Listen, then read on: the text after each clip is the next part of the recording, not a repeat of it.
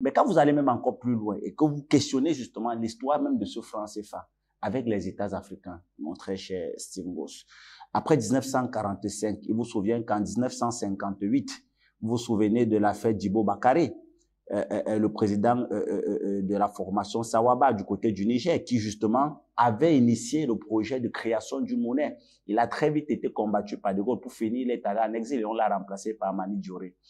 La même année 58, on se souvient de ce qui s'est passé avec Sékou Touré. Lorsqu'il a mis sur pied la monnaie, le franc guinéen, on a vu comment De Gaulle, non seulement a créé tous les problèmes de la terre, mais on a créé une forme d'inflation à l'intérieur de la Guinée en y injectant de la fausse monnaie.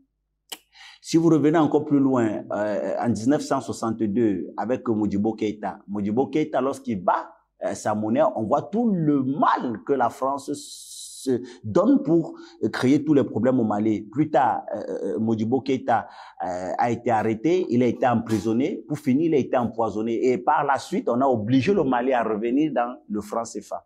Si vous allez même encore plus loin, vous questionnez le cas du président Laurent Koudou-Gbagbo, il faut dire que lors de la crise post-électorale en Côte d'Ivoire, avec toutes les sanctions qui pesaient sur lui, il avait décidé justement de mettre sur pied une monnaie ivoirienne et on a vu comment la France a répondu par la suite. Vous prenez le cas également du guide Idi Mouammar Kadhafi. Vous prenez le cas récemment encore en 2021 avec l'assassinat du maréchal Idriss Déby. Vous comprenez que le franc CFA, sur le plan historique, a une histoire très trouble avec les États africains. Alors, fort de cette réalité-là, les Africains, lorsqu'ils regardent justement cette histoire de leur continent avec cette monnaie nazie, ils comprennent très pertinemment qu'il faut sortir de là. Surtout que, sur le plan même de la légalité, il faut dire que le franc CFA a perdu toute légalité parce que le franc CFA, comme je vous le rappelais tout à l'heure, sa date de création date du 26 décembre 1945 pour une durée de 75 ans. Ça veut dire que logiquement, la date à laquelle le franc CFA était censé soit être renouvelé ou alors être mis de côté